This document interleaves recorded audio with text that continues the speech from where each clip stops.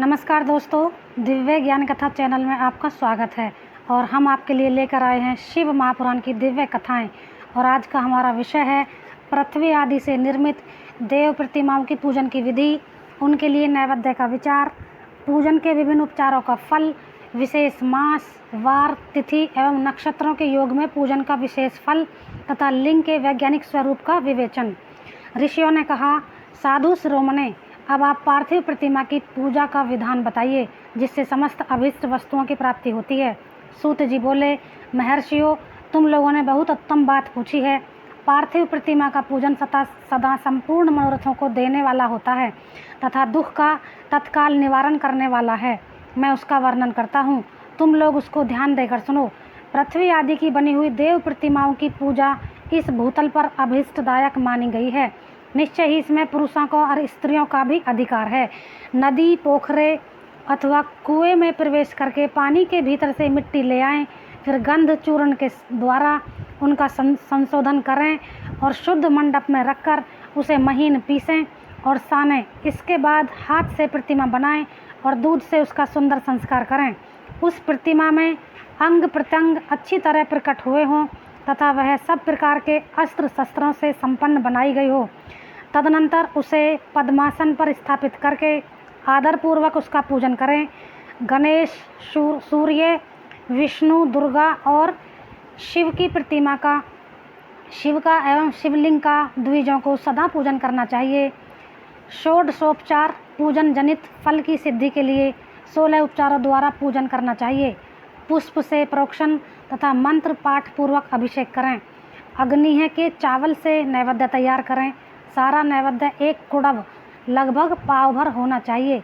घर में पार्थिव पूजन के लिए एक कुड़व और बाहर किसी मनुष्य द्वारा स्थापित शिवलिंग के पूजन के लिए एक प्रस्थ अर्थात एक सेर भर नैवेद्य तैयार करना आवश्यक है, ऐसा जानना चाहिए। देवताओं द्वारा स्थापित शिवलिंग के लिए 3 सेर नैवेद्य अर्पित करना उचित है और स्वयं प्रकट हुए स्वयंभू लिंग के लिए 5 सेर। ऐसा करने पर पूर्ण फल की प्राप्ति समझनी चाहिए। इस प्रकार सहस्र बार पूजा करने से द्विज 70 लोकों को प्राप्त कर लेता है। 12 अंगुल चौड़ा, इससे दूना और 1 अंगुल अधिक अर्थात 25 अंगुल लंबा और 15 अंगुल चौड़ा जो लोहे या लकड़ी का बना हुआ पात्र होता है, उसे विद्वान पुरुष शिव कहते हैं। उसका 8वां भाग प्रस्थ कहलाता है, जो 4 कुड़व के बराबर माना गया है। मनुष्य द्वारा स्थापित शिवलिंग के लिए 10 प्रस्थ, ऋषियों द्वारा स्थापित शिवलिंग के लिए 100 प्रस्थ और स्वयंभू शिवलिंग के लिए 1 सहस्र प्रस्थ नैवेद्य निवेदन किया जाए तथा जल, तेल आदि एवं गंध द्रव्यों की भी यथोचित योग्य मात्रा रखी जाए तो यह उन शिवलिंगों की महापूजा बताई जाती है। देवता का अभिषेक करने से आत्मशुद्धि होती है, गंध से पुण्य की प्राप्ति होती है, नैवेद्य लगाने से आयु बढ़ती है और तृप्ति होती है, धूप निवेदन करने से धन की प्राप्ति होती है, दीप दिखाने से ज्ञान का उदय होता है, तांबूल समर्पण करने से भोग की उपलब्धि होती है। इसीलिए स्नान आदि 6 उपचारों को यत्नपूर्वक अर्पित करें। नमस्कार और जप ये दोनों संपूर्ण अभीष्ट फल को देने वाले हैं। इसीलिए भोग और मोक्ष की इच्छा रखने वाले लोगों को पूजा के अंत में सदा ही जप और नमस्कार करने चाहिए। मनुष्य को चाहिए कि वह सदा पहले मन से पूजा करके फिर उन उपचारों से करे। देवताओं की पूजा से उन देवताओं के लोकों की प्राप्ति होती है तथा उनके अवान्तर लोकों में भी यथेष्ट भोग की वस्तुएं उपलब्ध होती हैं। अब मैं देव पूजा से प्राप्त होने वाले विशेष फलों का वर्णन करता हूँ। द्विजो, तुम लोग श्रद्धापूर्वक सुनो। विघ्नराज गणेश जी की पूजा से भूलोक में उत्तम अभीष्ट वस्तु की प्राप्ति होती है। शुक्रवार को श्रावण और भाद्रपद मास के शुक्ल पक्ष की चतुर्थी को और पौष मास में शतभिषा नक्षत्र के आने पर विधि पूर्वक गणेश जी की पूजा करनी चाहिए। 100 या सहस्र दिनों में 100 या सहस्र बार पूजा करें। देवता और अग्नि में श्रद्धा रखते हुए किया जाने वाला उनका नित्य पूजन मनुष्यों को पुत्र एवं अभीष्ट वस्तु प्रदान करता है। वह समस्त पापों का शमन तथा भिन्न भिन्न दुष्कर्मों का विनाश करने वाला है। विभिन्न वारों में की हुई शिव आदि की पूजा को आत्मशुद्धि प्रदान करने वाली समझना चाहिए। वार या दिन, तिथि, नक्षत्र और योगों का आधार है, समस्त कामनाओं को देने वाला है, उसमें वृद्धि और क्षय नहीं होता, इसीलिए उसे पूर्ण ब्रह्म स्वरूप मानना चाहिए। सूर्योदय काल से लेकर सूर्योदय काल आने तक एक वार की स्थिति मानी गई है। जो ब्राह्मण आदि सभी वर्णों के कर्मों का आधार है। विहित तिथि में पूर्व भाग में की हुई देव पूजा मनुष्य को पूर्ण भोग प्रदान करने वाली होती है। यदि मध्याह्न के बाद तिथि का आरंभ होता है तो रात्रि युक्त तिथि का पूर्व भाग पितरों के श्राद्ध आदि कर्म के लिए उत्तम बताया जाता है। ऐसी तिथि का परभाग ही दिन से युक्त होता है, अतः वही देव कर्म के लिए प्रस्त माना गया है। यदि मध्याह्न काल तक तिथि रहे तो उदय व्यापनी तिथि को ही देव कार्य में ग्रहण करने चाहिए। इसी तरह शुभ तिथि एवं नक्षत्र आदि ही देव कार्य में ग्राह्य होते हैं। वार आदि का भलीभांति विचार करके पूजा और जप आदि करने चाहिए। वेदों में पूजा शब्द के अर्थ की इस प्रकार योजना की गई है। पूर्जायते अनेन इति पूजा, यह पूजा शब्द की व्युत्पत्ति है। पूह का अर्थ होता है भोग और फल की सिद्धि। वह जिस कर्म से संपन्न होती है उसका नाम पूजा है। मनोवांछित वस्तु तथा ज्ञान ये ही अभिष्ट वस्तुएं हैं। सकाम भाव लेको अभिष्ट भोग अपेक्षित होता है और निष्काम भाव वाले को अर्थ परमार्थिक ज्ञान है। ये दोनों ही पूजा शब्द के अर्थ हैं। इनकी योजना करने से ही पूजा शब्द की सार्थकता है। इस प्रकार लोक और वेद में पूजा शब्द का अर्थ विख्यात है। नित्य और नैमित्तिक कर्म कालांतर में फल देते हैं, किंतु काम्य कर्म का यदि भली भांति अनुष्ठान हुआ हो तो वह तत्काल फलद होता है। प्रतिदिन एक पक्ष, एक मास और एक वर्ष तक लगातार पूजन करने से उन कर्मों की फल की प्राप्ति होती है और उनसे वैसे ही पापों का क्रमशः क्षय होता है। प्रत्येक मास के कृष्ण पक्ष की चतुर्थी तिथि को यदि महागणपति जी की पूजा का एक पक्ष के पापों का नाश करने वाली और एक पक्ष तक उत्तम भोग रूपी फल देने वाली होती है। चैत्र मास में चतुर्थी को की हुई पूजा एक मास तक किए गए पूजन का फल देने वाली होती है और जब सूर्य सिंह राशि पर स्थित हो उस समय भाद्रपद मास की चतुर्थी को की हुई गणेश जी की पूजा एक वर्ष तक मनोवांछित भोग प्रदान करती है। ऐसा जानना चाहिए। श्रवण मास के रविवार को हस्त नक्षत्र से युक्त सप्तमी तिथि तथा माघ शुक्ला सप्तमी को भगवान सूर्य का पूजन करना चाहिए। ज्येष्ठ तथा भाद्रपद मास में बुधवार को श्रवण नक्षत्र से युक्त द्वादशी तिथि को तथा केवल द्वादशी को भी किया गया भगवान विष्णु का पूजन अभिष्ट संपत्ति को देने वाला माना गया है। श्रावण मास में की जाने वाली श्री हरि की पूजा अभिष्ट मनोरथ और आरोग्य प्रदान करने वाली होती है। अंगों एवं उपकरणों सहित पूर्वोक्त गौ आदि 12 वस्तुओं का दान करने से जिस फल की प्राप्ति होती है उसी को द्वादशी तिथि में आराधना द्वारा श्री विष्णु की तृप्ति करके मनुष्य प्राप्त कर लेता है। जो द्वादशी तिथि को भगवान विष्णु के 12 नामों द्वारा 12 ब्राह्मणों का षोडोपचार करके पूजन करता है वह उनकी प्रसन्नता प्राप्त कर लेता है। इसी प्रकार संपूर्ण देवताओं के विभिन्न 12 नामों द्वारा किया हुआ 12 ब्राह्मणों का पूजन उन देवताओं को प्रसन्न करने वाला होता है। कर्क की संक्रांति से युक्त श्रवण मास में नवमी तिथि को मृगशिरा नक्षत्र के योग में अंबिका का पूजन करें। वे संपूर्ण मनोवांछित भोगों और फलों को देने वाली हैं। ऐश्वर्य की इच्छा रखने वाले पुरुष को उस दिन अवश्य उनकी पूजा करनी चाहिए। अश्विन मास के शुक्ल पक्ष की नवमी तिथि संपूर्ण अभिष्ट फलों को देने वाली होती है। उसी मास के कृष्ण पक्ष की चतुर्दशी को यदि रविवार पड़ा हो तो उस दिन महत्व विशेष बढ़ जाता है। उसके साथ ही यदि आद्रा और महाआद्रा सूर्य संक्रांति से युक्त आद्रा का योग हो तो उक्त अवसरों पर की हुई शिव पूजा का विशेष महत्व माना गया है। माघ कृष्णा चतुर्दशी को की हुई शिव जी की पूजा संपूर्ण अभिष्ट फलों को देने वाली होती है।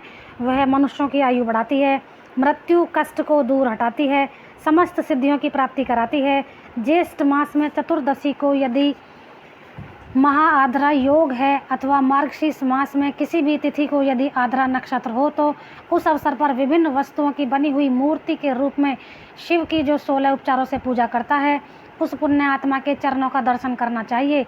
भगवान शिव की पूजा मनुष्यों को भोग और मोक्ष देने वाली है, ऐसा जानना चाहिए। कार्तिक मास में प्रत्येक वार तथा तिथि आदि में महादेव जी की पूजा का विशेष महत्व है।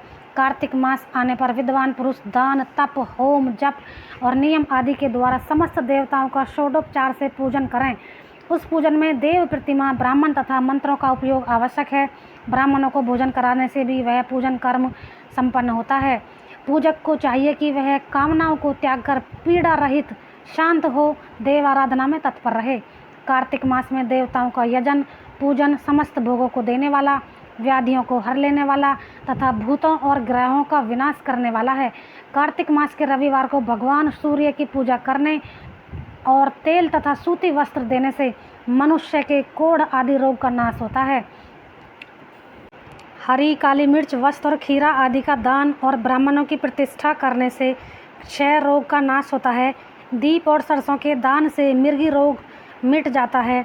कृतिका नक्षत्र से युक्त सोमवारों को किया हुआ शिव जी का पूजन मनुष्यों के महान दारिद्र्य को मिटाने वाला और संपूर्ण संपत्तियों को देने वाला है। घर की आवश्यक सामग्रियों के साथ गृह और क्षेत्र आदि का दान करने से भी उक्त फल की प्राप्ति होती है। कृतिका युक्त मंगलवारों को श्रीकंद का पूजन करने से तथा दीपक एवं घंटा आदि का दान देने से मनुष्य को शीघ्र ही वाक सिद्धि प्राप्त हो जाती है। उनके मुंह से निकली हुई हर बात सत्य हो जाती है। कृतिका युक्त बुधवारों को किया हुआ श्री विष्णु का यजन तथा दही भात का दान मनुष्य को उत्तम संतान की प्राप्ति कराने वाला होता है। कृतिका युक्त गुरुवार को धन से ब्रह्मा जी का पूजन तथा मधु, सोना और घी का दान करने से मनुष्य के भोग वैभव की वृद्धि होती है। कृतिका युक्त शुक्रवारों को गजानन गणेश जी की पूजा करने से तथा गंध पुष्प एवं अन्न का दान देने से मानवों के भोग्य पदार्थों की वृद्धि होती है।